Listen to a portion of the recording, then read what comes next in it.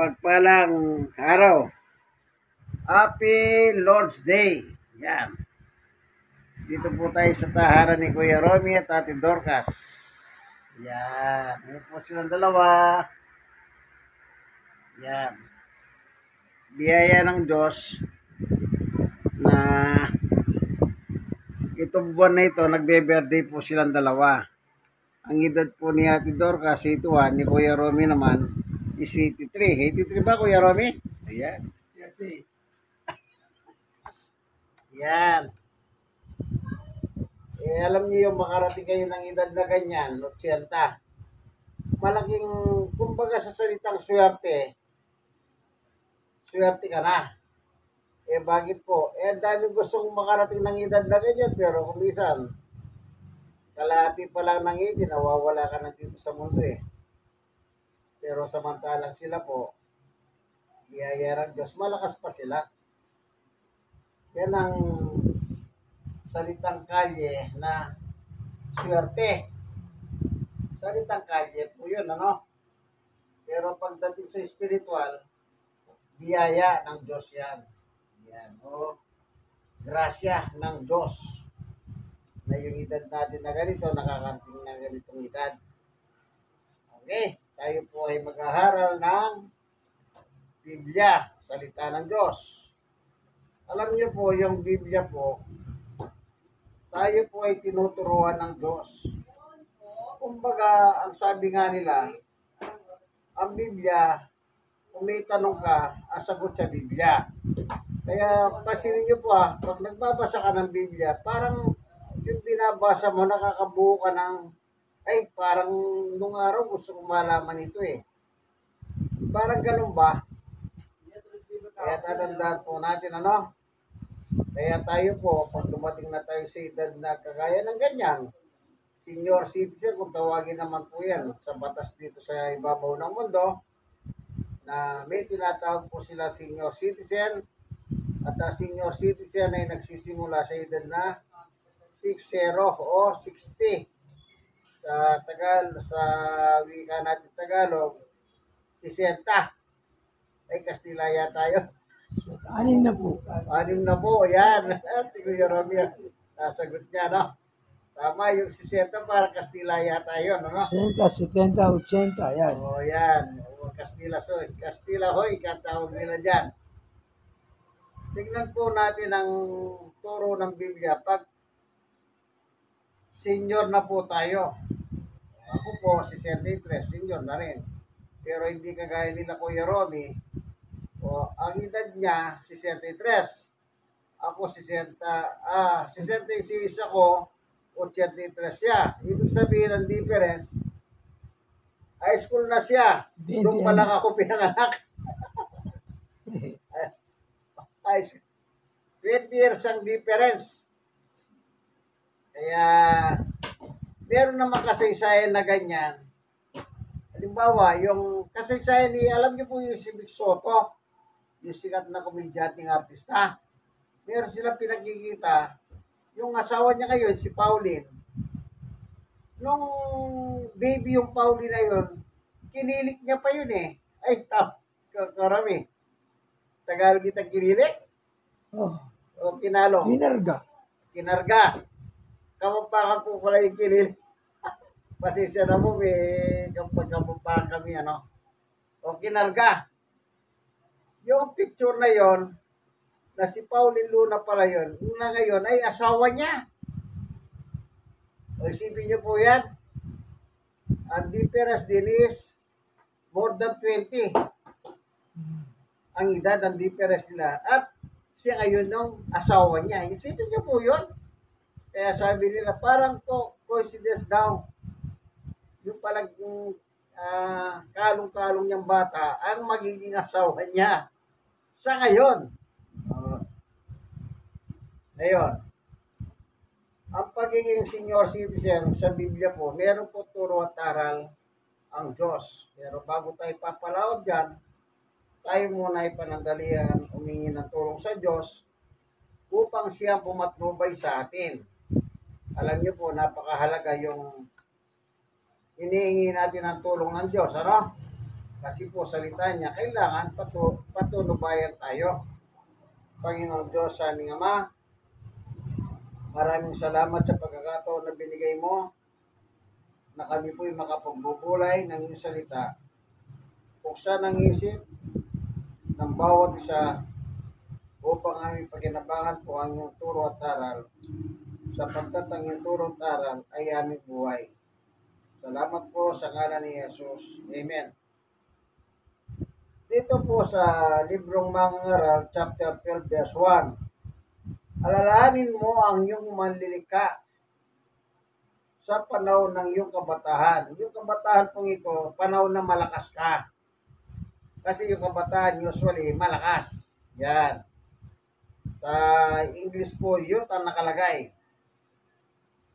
Alalahanin mo ang iyong malilika sa panahon ng iyong kabataan bago dumating ang araw ng mga tahon na puno ng kaguluhan. Panahong hindi mo na madama ang tamis ng mabuhay. 2. Alalahanin mo ang Diyos bago makubli ang sikat ng araw, bago magdilim ang buwan at ang bituin, bago ka matabunan ng makapal at madilim na lupa. Yung verso po ito, yun po tungkol sa patay. Ang tinutukoy niya, di ba pagkapatay, madilim na lahat. Kaya sabi niya, bago ka lang mamatay, alalahanin mo ang Diyos na lumikha sa iyo. Yes, alalahanin mo siya bago umina ang iyong katawan. Hindi mo ba pagka senior na, unti-unti na po tayong umihina. Sabi nga nila, agsubli, tiubing. Sa Ilocano, ibig sabihin po nun, bumabalik ka sa pagkabata. Yan. Alalahanin mo siya bago umina ang iyong katawan, bago manghina ang iyong mga bisig, bago mawalan ng lakas ang iyong mga tuhod. Alalahanin mo siya bago mabungi ang iyong mga ngipin at bago lumabo ang iyong mga mata. Ang isang sanhi ng paglabo ng mata pag tumatanda ka na. Alam nyo, kahit wala ka sakit, ang palalabo ng mata. 4. Alalahanin mo nga bago dumating ang panahon na sarado na ang mga pintuan at tumigil na ang tunog ng gilingan ng bato. Bago dumating ang panahon na madali na kanang magising sa hilig ng mga hibon o tunog ng awitin ay tuluyan ng tumigil. Di po ba pagka may edad na po tayo, maga tayo gumigising? Kaya sabi nila, ang tulog daw ng mga matatanda, parang tulog lang ng manok. Yun ang kasabihan. Ano po? 5. Alalahanin mo siya bago dumating ang panahon na katatakutan mong umakyat sa mataas na lugar. Di po ba ganun naman talaga, no? Pag matanda ka na, kahit sanay kang umakyat ng mataas, pero pag may edad ka na, parang yung mga tuhod mo nanginginig na. Natatakot na, baka mahulog ka. Kasi nga, may inanay mga parte ng katawan. Ayan. Alalahan mo siya bago dumating ang panahon, natatakutan mo umakyat sa matataas na lugar. Bago dumating ang panahon, hindi ka na makalakad na mag-isa. Bago pumuti ang iyong buhok at lipasan ng pagnanasang sumibing sa minamahal. Di ba totoo yan? Yung mga matatanda, sabi nga nila, para magkapatid na lang kami yan. Kumbaga, yun nga, totoo naman to eh. Ewan ko, yung sabi ng iba. Pero kami kababae, kabapangan, ewan ko lang kung ako, parang nagyayabang na lang yun eh. Kuya Robbie, si Kuya Sani. Saka ba nakakita, sabi niya, lubeta na siya. Kasukat-sukat ba naman sabi ng asawa yun, nakakasampa pa? Nakasampa sa lamesa. ewan ko baka kayo bakan lang yun. Oo. Kasi mismong yung si Kamapa, si Kuya Sani, tinanong ko siya, ano ba, kaya mo pa ba? Sa edad mong 90 yan. Aba, oo, kanya. Eh, tinanong ko naman yung asawa. Aba, sagot ng asawa, nakakaano pa yan? Pambira ako naman.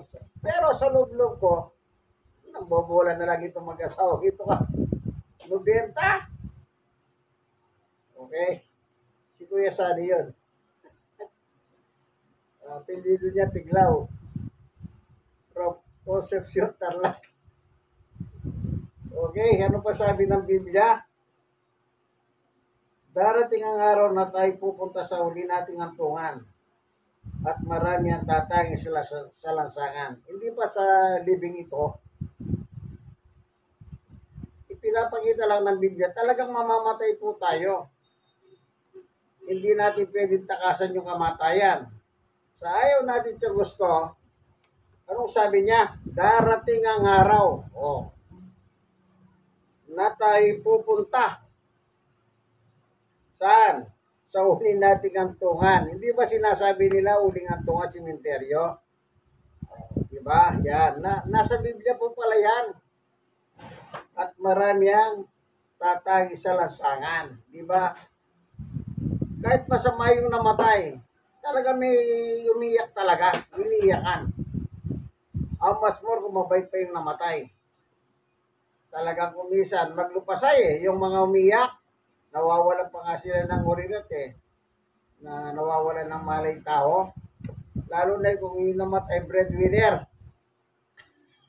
Sabi nila, ala na pera kaya ganyan na lang kung maglupasay. Sabi nila, yung mga meron kasi breadwinner yung namatay. Ano pa? Praise. Darating ang araw na malalagot ang talikal ng pilak na nagdadala sa ilawang ginto. Babagsak ito at madudurog. Darating din ang araw na malalagot ang tali ng timba at ito'y babagsak at nasisira. Alam niyo po ba, yung malalagot, hindi po ba yung timba? Di ba kinakalawang? Akala niyo po ba yung ito hindi kinakalawang? Itanong niyo po ba sa mga nagiginto kung hindi kinakalawang ang ginto? Kinakalawang po. Kinakalawang. Alam niyo pagka yung ginto naging kulay berde, yun ang kalawang. Yan. 7. Alalahanin mo siya bago manumbalik sa labok ang ating katawan lupa at ang ating hininga ay magbabalik sa Diyos na may bigay nito. Bago babalik sa lupa, ito yung sinabi ng Diyos kay Adan sa chapter 3 ng Genesis. Sabi ng Diyos, sa lupa ka nang galing, sa lupa babalik ka rin. Kaya meron pong kantang ganyan na masiriko puno, patay na rin po siriko puno ngayon, na yung babalik sa lupa. Ang mahalaga dito po yung kasunod. Okay, tingnan natin ano yung kasunod. At ang hininga ay magbabalik sa Diyos na may bigay nito. Yan. Yung buhay po, yung buhay natin, galing sa Diyos yan. Once na ginamit po natin ang buhay natin sa hindi ayon sa gusto ng Diyos, sa salita niya. Once na mamatay po tayo, babalik sa Diyos yun. Babalik siya sa Diyos. Anong gagawin niya? Yun po ang magbibigay sulit sa ginawa ng ating laman, ng ating katawan. Tingnan natin ang sinabi ni Pablo. Sa Roma, meron po sinabi si Apostol Pablo, ganito po nakasulat. Basahin natin. Sa 14. Ito. Roma 14:12. Kahit ang bawat isa sa atin ay magbibigay sulit sa Diyos. Okay? Dito naman po sa sulat niya sa 2 Korinto, chapter 5, ganito naman po ang nakasulat. Ang sabi niya ay, eto, sapagkat lahat tayo aarap sa hukuman ni Kristo at tatanggap ng nararapat sa ating mga gawang mabuti o masama nang tayo'y nabubuhay pa sa katawang ito. Pasinin niyo po lahat ng ating gawin dito sa ibabaw ng lupa habang tayo malakas hanggang sa tayo mamamatay. Anong sabi? Masama man ang ginawa mo, mabuti man ang ginawa mo, lahat yan, ipagsusulit natin sa Diyos. Hindi po natin matatakasan yan. Kaya pinapayuhan tayo ng Diyos bago tayo dumating sa pagiging matanda. Hanggat malakas po tayo, kagaya ng bata, anong sabi niya? Alalahanin mo ang iyong manlilikha. Anong alalahanin mo sa Diyos na lumikha sa atin? Naturalmente, yun lang pong turo at taral niya ang ating alalahanin. Habang may lakas tayo, may buhay tayo, gamitin natin para sa Diyos yan. Gamitin natin para sa Diyos. Tingnan ninyo salita ni Pablo. Dito naman po sa 1 Korinto 6, ganito naman ang nakalagay sa Biblia. Kung ating babasahin, anong sabi ni Apostol Pablo? 1 Korinto 6:19. Ito. Hindi ninyo paghahari ang inyong katawan. Maliwanag, sabi ni Pablo. Yung kausap niya, yung katawan nyo, sabi niya, hindi ninyo paghahari yan. So, punta tayo sa verse 20. Kaya't gamitin ninyo ang inyong katawan upang maparangalan ng Diyos. Pero pala tayo pangunahing tungkulin na dapat gawin. Ano yon? Parangalan ng Diyos. Paano mo mapaparangalan ng Diyos? Disundin mo yung gusto ng Diyos. Kaya nga tinuruan tayo ni Jesus Ano sabi ko sa Mateo 6:9? Ganito kayo manalangin. Ama namin, nasa langit ka, sambahin ang ngalan mo. Ano sumunod? Sundin ang kalooban mo dito sa lupa para nang sa langit. Yun ang pagpaparangal sa Diyos. Kapag sumusunod tayo sa Diyos, napaparangalan natin ang Diyos. Gawin yung halimbawa na lang sa pamilya. Kapag isa kang anak, gusto mong mapasaya ang magulang mo, sundin mo ang magulang mo.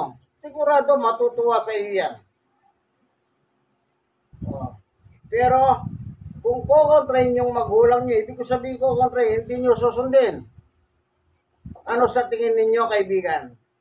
Matutuwa ba ang mga magulang niyo? Kaya dyan lumalabas yung salitang, si tatay naman, parang hindi ako anak Para bang ang anak ni tatay, si kuya lang. Kasi si kuya, lahat na sinabi ng tatay, sinunod niya. Ito namang isang anak. Ay, mamaya na yan tatay, meron pa po akong ginagawa Yung iba yung atimano, kaya nga sa sundalo obey before complain. Kapag sinabi ng commandant mo, ay, kunin mo ito. Kahit anong ginagawa mo, kukunin mo yon. Kasi atas ng commandant mo. Parang sa pamilya, pag sinabi ng father mo, ng nanay mo, kung ano yung sinabi niya, ano man ang ginagawa mo, bitiyawan mo muna. Sundin mo siya. Parang ganun din po sa Diyos. Meron tayo sariling damdamin. Kung naniniwala tayo sa Diyos, tinaturalunayin natin ang Diyos. Anong sabi? Panguli, dito sa Mateo, ang sabi ng ating Panginoong Yesus, unahin niyo ang Diyos. Mateo 6:33. Ibig sabihin, ano man ang, sige na, ano man ang buhay meron tayo rito. Mayaman tayo, mahirap tayo, o ano man. Kailangan laging Diyos ang una sa buhay natin. Kasi po, pagka may problema tayo, kanino tayo lalapit? Sa Diyos. Yan. Sumagot si Ate Dorcas sa Diyos. Kahit na alam mong yung doktor na yun magaling, pero lumalapit ka pa rin sa Diyos. Di ba totoo yan? May kakilala yung doktor, alam niyong magaling yan. Hindi ba? Bago kayo lumapit kay doktor, ano sabi niya, Panginoon Diyos, tulungan niyo po ako. Kaya kailangan sa buhay natin ito, sa ibabaw ng lupa, ano lang ang dapat natin gawin? Matuto po tayo sumunod sa Diyos. At pag sumusunod tayo sa Diyos, alam niyo po ano yan? Pagpapalain ka ng Diyos. Kaya yung mga ibang tao po hindi pinagpapala. Ang dahilan, yung katigasan ng ulo. Kaya sabi ng mga magulang, kasalanan mo naman yan eh. Matigas ang ulo mo eh. O ngayon may problema ka.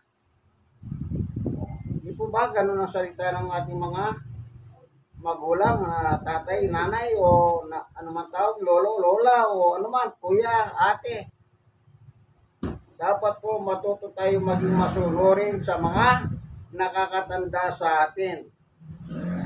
Ano man po ang kanilang kalagayan, mahirap man mo, mayaman. Lagi natin tatandaan yan, lalo sa dito sa Pilipinas. Lagi pong may right ang matanda.